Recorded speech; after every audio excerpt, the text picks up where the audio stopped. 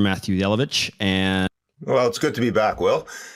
Sure, I'll give a little introduction. I'm a professor of physics, fluid mechanics, and thermodynamics. I've been doing it for about 20 years now, so I have a pretty decent background in those areas. Hopefully, it will be able to contribute somewhat to today's conversation. I'm a professional engineer.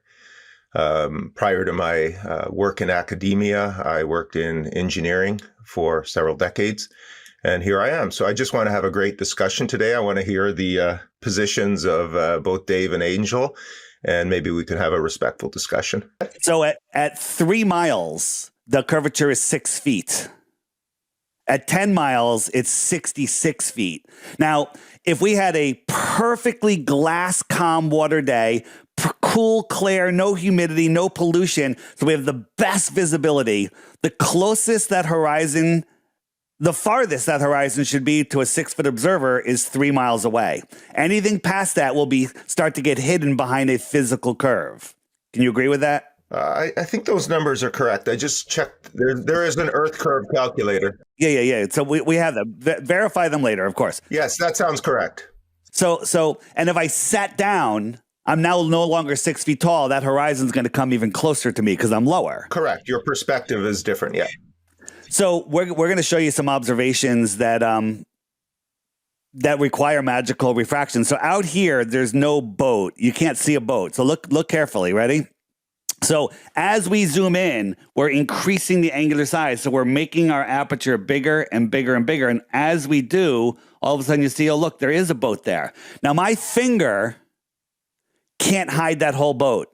But if my finger was a wave in the foreground, as I zoom out, my finger is going to hide the whole boat, okay? And these little waves in the foreground, the boat looks like it's going over the curvature. But you can agree that boat's not going over curvature. It's going out of our ability to see it. It's going out of our angular resolution limits. Yes, I agree. Yes. If it was behind a physical curve, we couldn't zoom in on it. No, even if we had the Hubble telescope. And again, human beings can only see so far. You know, if you are looking at a car or something and you walk on a perfectly flat plane and you walk further and further and further away from it, that car would eventually disappear. It would kind of merge into the horizon. It's perspective, right? So I guess the best way for the only way I can really analyze this is to know the distances, because if you show me something that I should not be able to see, then that would be a point well made. But right now, I don't know the distances. I'm going to show you 2 points. Now, these are oil rigs, and we know exactly how far they are because they don't move, right? And the camera is 1 foot off the water here. Now, again, you need to verify this. I could be lying. It could be 100 feet in the air, right? So it's 1 foot off the water. This one is 6.2 miles away. Doesn't seem like far, 9.4 miles away. But according to the Earth curve calculator, this platform should be hidden by 59 feet of curvature from that elevation. Not only can we see all of the water leading up to it, we can see the horizon far behind it. Let me show you another video of this. So this horizon is far beyond the platforms. Okay. So right here, the water would need to be refracting up almost 60 feet. Out here, it has to refract up maybe hundreds of feet for us to be able to see it. But the horizon is far miles beyond the horizon, beyond the platform, which would be impossible on a ball. Okay, so you're saying that the camera that took that picture was 1 foot off the water? Correct. So the first one was 1, this one's 8 foot, and I can actually show you the video of that confirming it, but yeah. Oh, okay, so let's go with the 8 feet then. That's easy. These are easy calculations. So 8 feet, and you're saying that platform is 9.4 miles away? The one in the back on that image now is 10.1 miles away from 8 foot. Okay, what's the one in the front? Because I can see that better. About six. Well, it doesn't matter because the horizon is far beyond the second one. The horizon, how can we see the water beyond it? The horizon should be in front of it. Well, the horizon at that distance, at that height, so if you're 8 feet above, the horizon should be about 3.5 miles away. Correct. Yeah, there's an inconsistency there because the horizon, if that platform is, as you say, 6 miles away, then I can clearly see the horizon behind the rig. And that horizon in the background should be, like I said, 3.5, let's say 3.5 miles away, but it's obviously well beyond. Something for you to look into. Something for you to look into and confirm. Now, again, these are pictures that you're showing me, but let's just, for the sake of argument and, to have a good discussion, let's just assume all the numbers are correct. Then that is inconsistent with the Earth curve calculation. However, we have to factor in refraction, but refraction is only about, at most, it could only reduce curvature probably by about 7 to 10% at most. So it wouldn't. Could I get in here about refraction? Yep. Now, refraction is the law of refraction is Snell's law, which actually requires two different isotropic mediums. Now, number one, if you're going to invoke a density gradient, corpuscular rays go through the density gradient and they do not curve. Now, second of all, when we're looking horizontally over the Earth, there's no density gradient. Okay, because we're looking horizontally. The density gradient is vertical. So you can't really even invoke refraction on the Earth, to be honest. Unless the Earth is curved. When you say density gradient... No, you can't. You're right, because it would be the same density. You're right. When you say density gradient, you mean the change of density of the air from the surface all the way up. Yep. Yeah, if we calculate how much refraction there would be from the top of Mount Everest to sea level, it's 0.0%. It's negligible. No, refraction. You're right that refraction is not a big factor. Like I said, at most, it would probably be in the range of a few percent, maybe 7%. It wouldn't account for that much of it wouldn't cause that much more to be visible over the curve of the Earth. So I don't think refraction is a huge player. It is a minor player. We can argue, how much, but based on that rig that you showed me, something doesn't seem right there. Assuming the numbers are correct, I'm taking your word for it. Another one that we had a guy do on a lake. So large bodies of water at rest lie flat. When they get cold, they freeze flat. So here is a canal or a lake. We got a camera 6 inches off the ice. And in the video, you can see that he dug down, shows you where the ice is. So we're not on top of any snow or anything. And then he put these lights at 8 miles, 7 miles, 6 miles, and 5 miles. Now, that doesn't seem far. But at 6 miles away, the horizon should be 0.88 miles away, less than a mile away. That's the Earth curve calculator, and we're looking on ice. At 8 miles, is that right on the surface of the water? It's right on the ice. Oh, I see. And I think these are 6 inches off the ice, right? But again, you have to watch the video. But again, 6 inches a foot isn't going to make a difference. Watch. At 8 miles, including an absurd amount of refraction, 30 feet, 22 feet, 15, and 9 feet behind the curve of the Earth. Remember? Mm-hmm. You can't see my mouth because it's behind the curve of the Earth. Yes. Okay? So if we look at it, we have two options. We got the camera on the ice, and it's looking at all of these things across the level ice. That's option number one.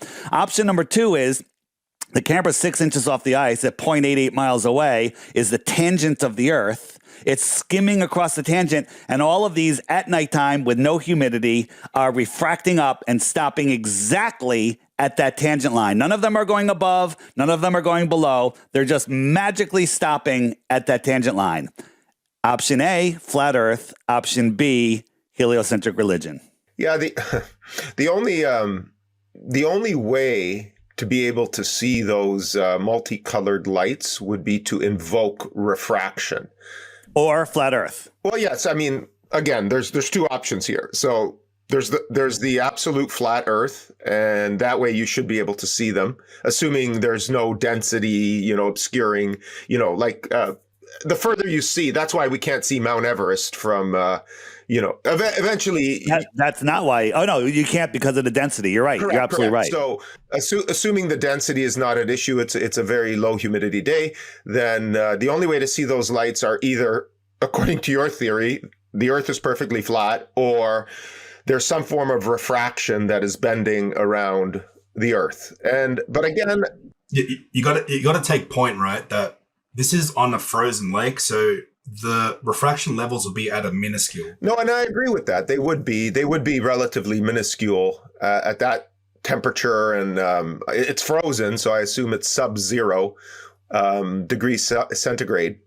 Now, you said that the water is perfectly flat, but it wouldn't be perfectly flat because the water on a globe would, follow the shape of the globe. So the water of that lake would actually be, curved according to the globe, right? It would freeze curved.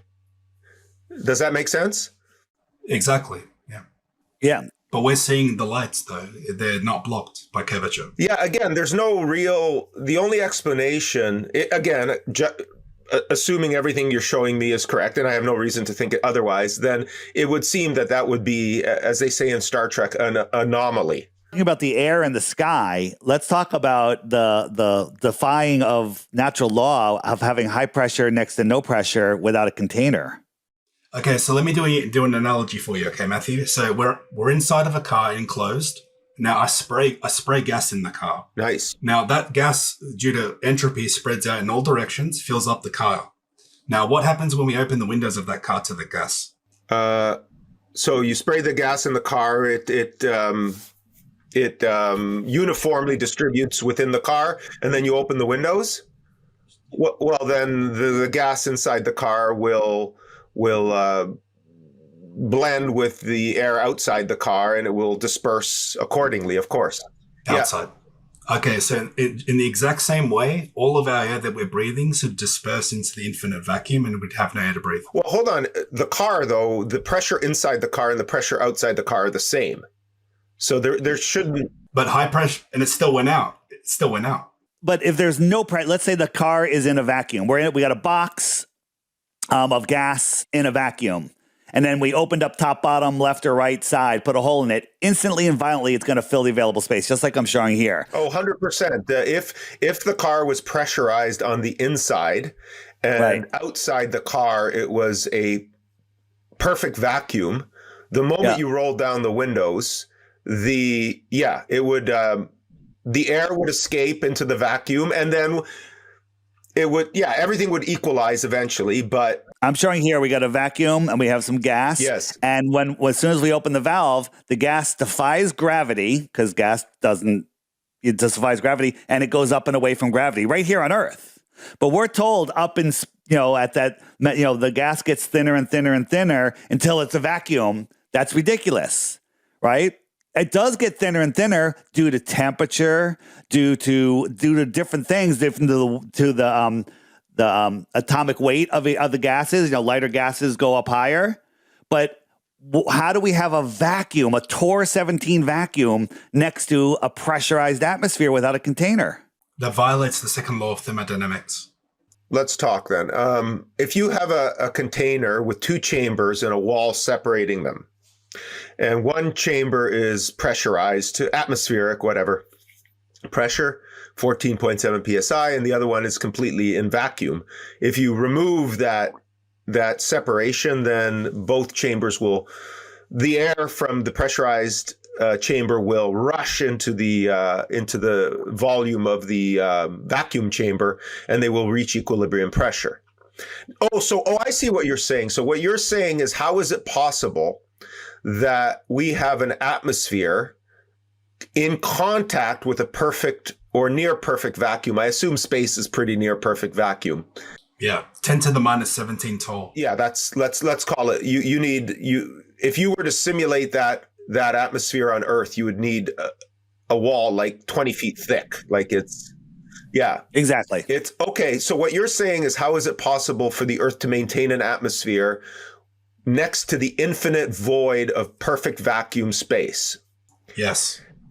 Yeah, if we ran an experiment on Earth for that, it would not be possible. You cannot have a perfect vacuum in contact with a pressurized volume. And the only argument that the anti-flat Earth say is gravity, but they also say that gravity's stronger next to Earth. It gets weaker as you go up. Sure. But I can take a straw, put it in my mouth, and create the tiniest difference in pressure by making differential pressure, yep. And I could pull water and air effortlessly up and away from gravity, but the Tor 17 vacuum cannot.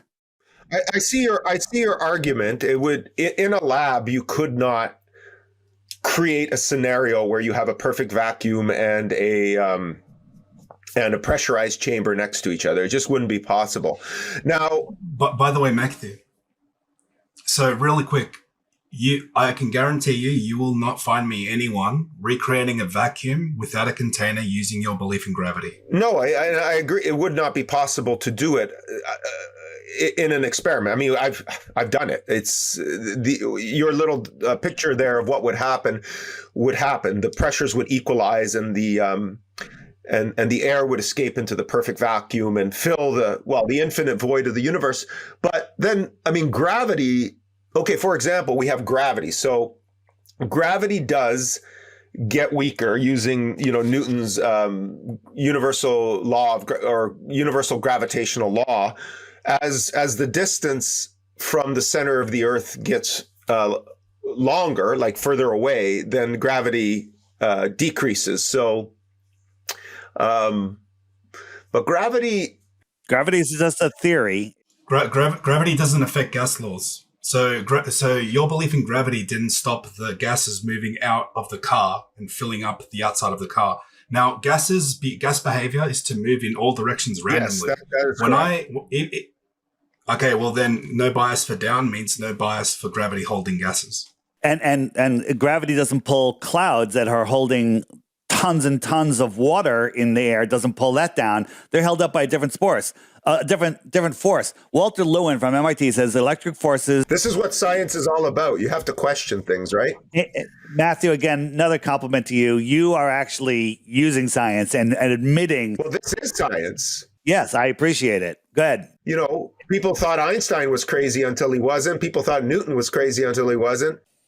What they've done is they've hidden the creator who created heaven and earth, and they've basically assumed the role of the creator by doing that. So now who do you worship? The GOV. Okay. So you think you have to get up and work all your life and then retire at 80. No, we should be in utopia if everyone knew the truth, because we could have free energy. We could have unlimited resources. We would know that there are no outside threats, no aliens, no asteroids, no meteors coming in to kill us in any second. Right? It's interesting. So let me get this. Let's do a little thought experiment. So if all of a sudden tomorrow on CNN or BBC they announced that the Earth was flat and limitless, or at least, flat. There was a protective dome above the Earth. That would be the end of atheism, wouldn't it? Yes, it would. Yes. They would ask, the atheists would be like, okay, well, hang on a second. I was an atheist before I discovered this. Who made the enclosure we're in? No. Even, yeah. Look.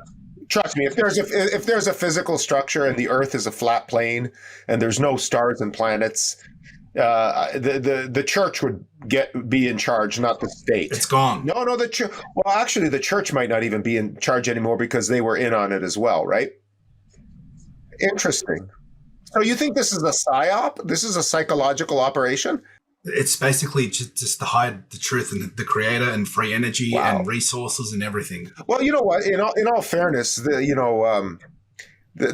would be pretty cool if that all existed and the Earth was. Matthew, let him finish his point. So they're hiding that from you. So if atheists knew that suddenly we are contained like a giant terrarium, they would ask, well, who made that terrarium? Who built that structure in the sky that's containing our gas pressure? The answer to that question is on page 1 of the Bible. In the beginning, God separated the waters from the waters and created the firmament. Yeah, in the book of Genesis, in some of them, they actually even draw the firmament in there. I've seen it in some. Yes. Yeah. Yes. So it shows the firmament, it shows the stars and the moon and the sky and the sun inside the firmament. Yeah. You see it, actually. I don't have a Bible kicking around. It's probably in my library somewhere, but... I could show you depictions if you want, but they used to be. Yeah, no, I know the depictions. Actually, Will, you have a sort of depiction of that as your logo for your channel, don't you? I do, but funny enough, the inspiration for that came from Gnosticism, actually, and a belief that you obviously, well, I guess it shares some sort of relation to. No, you have a little guy peeking his head through the firmament, looking on the other side. Absolutely, absolutely. But I'm saying that the inspiration. That's why I accepted your request, by the way, for an interview. I saw that. I'm like, all right, this guy, he doesn't know it, but he gets it. He's secretly a flat earther. Without knowing, it's somewhere in my subconscious, right? Right there, it could be.